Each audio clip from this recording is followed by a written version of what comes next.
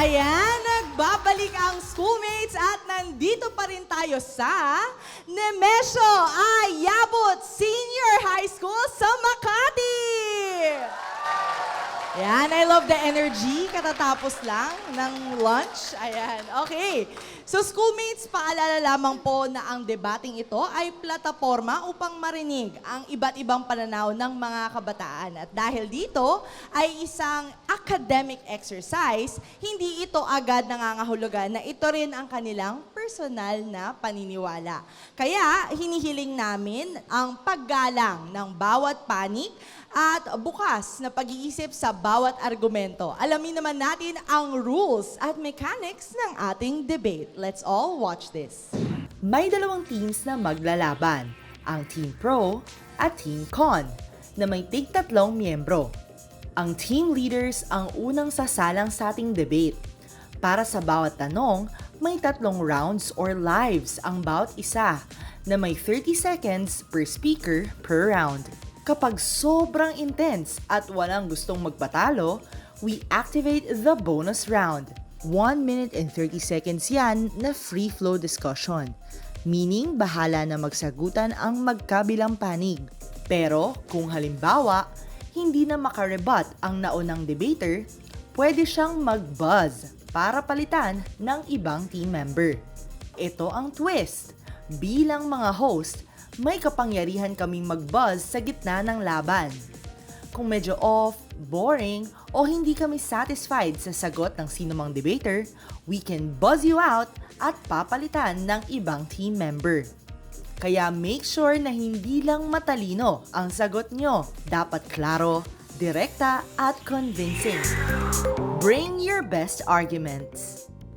Let's start with the opening statement of our debate leaders. At heto ang ating pangunahing tanong para sa araw na ito. Pagsasama ng learners with disability students sa regular population class, dapat o hindi dapat? We stand to include these learners with disabilities in regular classroom. Hindi lamang po kami magiging representasyon nila, kundi kami po ang magiging bosses nila upang makamit ang patas na edukasyon sa lahat. There's a lot of reasons or factors na kailangan nating i-consider before implementing another setting sa environment ng SWDs or students with disabilities and regular learners. So our team firmly stand na hindi dapat natin i-include ang SWD sa mainstream setting. Kung ang edukasyon ay karapatan ng lahat, dapat bang magkakasama sa isang silid-aralan ang mga learners with disability students at ang mga regular na mag-aaral? O mas angkop ba na mas paghiwalay na lang sila? Can you elaborate more on that side? Learners with disabilities should be included in regular classrooms. Not only it is a fundamental human rights, it is also stated in the Republic Act 11650, which is the inclusion and fairness for every learners with disabilities in all aspects of education. From the term itself, students or learners with disabilities and special needs. They are different from the regular learners and mas kailangan nila ng mas systematic manner ng way of teaching. Kaya hindi sila dapat na isama sa regular classroom dahil sa regular classroom pare-parehas ng teaching method yung mga teachers or yung mga ginagamit ng mga teachers natin to teach their lessons. Can each of you define ano ba ang meaning ng pantay-pantay na pag-aaral para or edukasyon para sa lahat? What does that mean for you? And how does this quote-unquote inclusivity actually even giving more harm or is it giving more good for learners with disabilities? Sai? For me, inclusivity is giving more good opportunities to all students, may kapansanan man or normal students, dahil paglabas natin ng school, hindi naman siguro walang segregation na nakukuha. And for me, ang inclusivity when it comes to school is lahat nakakatanggap ng patas na trato. Students or learners with disabilities kasi iba yung needs nila from a regular or normal learners. Sa amin naman po kasi sila yung may specific needs. So, ang pagkakapantay-pantay sa edukasyon is nabibigay yung karapat-dapat na para sa kanila, yung kailangan talaga nila para maka-cope up sila or maka-keep up sila sa education nila. Is equality equal to equity when it comes to learners with disability? Or meron bang harm na idinudulot kung sa ngayong pamamaraan ng edukasyon ay nabibigyan ba ng karampatang atensyon ang mga learners with disability? Sai? Yes po, nabibigyan po sila ng karatapang atensyon at wala po silang negative impact to these regular students. At proven po ito sa Harvard Education na 0% negative impact towards normal students pag hinalo po yung mga students with disabilities natin. Sa Pilipinas kasi, yung statistics data na nagpapatunay na hindi lahat ng SWDs is na bibigyan ng karampatang atensyon is like 5 million of them is hindi nakakapag-enroll sa public schools or private schools dahil nga sa kakulangan ng resources or support from the government. Kaya nga hindi dapat siya kailangan i-include sa general setting of classes kasi iba yung kailangan nila and hindi pa rin yun sapat para So given na na-establish natin yung parameters on equality and equity, ano ang mas mahalaga sa inyo? Pagkakaroon ng pare-parehong classroom experience para sa lahat ng estudyante o pagbibigay ng magkakaibang learning environments batay sa kani-kanilang pangangailangan? Start.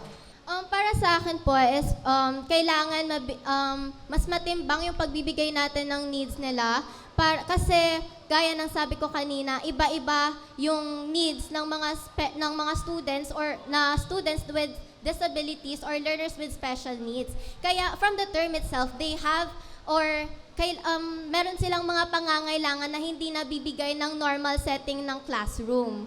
Actually, may push and model na pinublish nung sa article, which is yung mga students with disabilities natin, hinahalo sila sa regular setting with a accompaniment ng mga SPED teachers. Dito, nagagabayan sila ng tama and may statistical data na 60 to 75% ng SPED students ang mas nagpa-perform ng better pag naihalo sa mga regular classrooms kasi nai-improve nila hindi lang ang kanilang cognitive and social development but also mas natataas yung expectation natin pag nailalayo sila sa room or sa isang room na doon lang sila nakatago.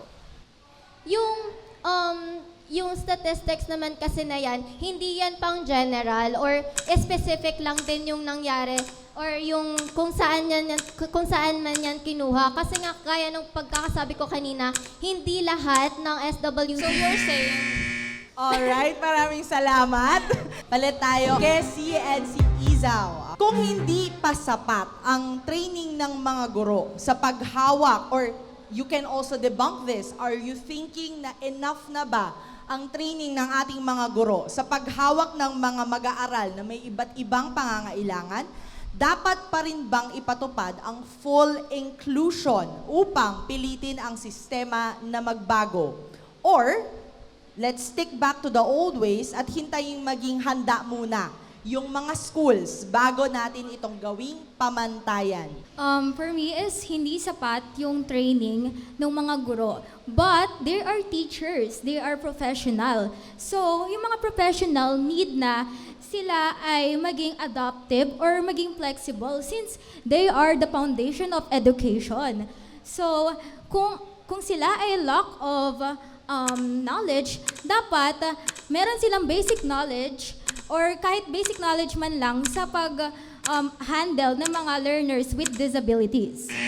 Basic knowledge is not enough to accompany or support our student with disabilities dahil data says that 75% ng students ay ng learning with disability student ay hindi natin napoprovide ng tama or necessarily na pangangailangan nila.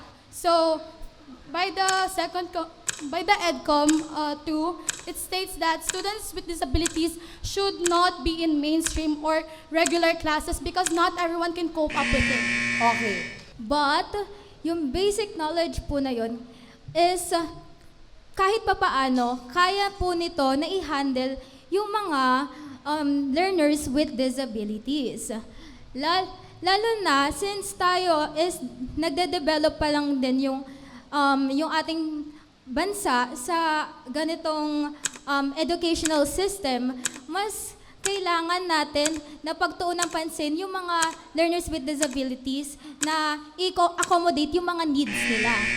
When we say inclusion, our government should be prepared for the students with disabilities because it is our government. They should be providing and they should be serving us. So specifically saying, the learners or the basic knowledge that you imply is not enough to handle the students with disabilities na may severe conditions. That's why we have self-contained na kung saan hinahiwalay sila sa regular or mainstream classes. Paano makukuha yung quality education if nasa separate room lang sila? Ang mga nasa separate room is diverse yung mga tao dito. May iba't ibang needs sila. So, paano yun ma-accommodate ng isang specialized teacher lang? Exactly, as you said, hindi siya ma-accommodate ng isang specialized teacher lang. So, how come ma-accommodate din siya ng regular teachers natin na hindi sapat ang proper training? How come ma-accommodate ang students na may severe conditions sa regular or mainstream classes natin kung hindi sapat ang kanilang ang knowledge nila? Because when you say inclusion, no one should be left behind when it comes to education. So dapat we say equity, not equality, because equity should be given. So, hihintayin na lang natin na maging ready yung mga teachers. Paano na yung mga learners with disabilities? Maghihintay lang sila. Paano nila makukuha yung quality education? Paano nila ma-hone or ma-enhance yung mga skills na dapat na na-enhance bago pa lang or now pa lang? So, hindi dapat natin hinihintay. Exactly, you say that kasi may mga we still lack teachers in the Philippine context. Based on a news last year from DepEd, we lack 30,000 teachers. So, hindi naman impossible na hindi kasali yung SNED teachers. So, how come you say that kung ang regular teachers natin or SNED teachers natin ay kukulang? How come yung underloaded pa din yung mga teachers na yung na sinasabi mo, pero the system wants to include the students with Ikaw na disabilities. nagsabi na kulang ang mga training na teachers, pero Exactly, kulang ikaw nga na- yung training pero, teachers. Okay. bakit natin hihintayin na walang nangyayari or Hindi progress walang man lang? nangyayari. So Or meaning, progress what you're man lang. implying is the law or the RA 11650 is not doing its job. So for now, palit muna tayo ulit. So kanina, we were establishing parameters on equality and equity. Second, it's on readiness to adapt to a new system, or is it even already in place but we just don't know it yet? Kapag ang isang learners with disability student ay nahihirapang sumabay sa regular class, sino ang dapat mag-adjust? Ang mga estudyante, guro, o ang buong sistema ba ng edukasyon? Unang-una po, ang dapat po talagang unang-unang mag-adjust is guro. Dahil nga po tinawag po natin silang guro, sila po yung mga tagapagpayo natin and sila rin po yung tagapagturo natin sa bawat kailangan natin sa loob ng paaralan. And unang-una, sa loob ng paaralan, marami po tayong kailangan. Hindi lang po ang may mga disability ang may kailangan. Ang pati po ang mga regular students ay nangangailangan ng mga special needs. Actually, kailangan ng sistema yung magbago kasi how do you expect na yung mga teachers ay mag-a-adjust sa mga LWDs kung kulang-kulang yung mga teachers na to. According nga sa statistics, there are only 5,471 STED teachers for every 300,000 teachers. Ang ratio na to ay 1:76. So, sobrang dami nito at sobrang kulang. Kaya bago mag-implement ng inclusion, kailangan dapat maayos muna at maraming mga teachers para mag-accommodate sa every LWD students. Ayun nga, kailangan natin maraming teachers na may mag-handle sa may mga disabilities. Na-try na ba natin na isama yung may mga disabilities sa regular class? Actually, sa Nimesyo, na-try na natin yan. yung last year na Abueva, grade 12, meron doon na may disabilities na nakakasabay naman sa loob ng school sa regular classroom.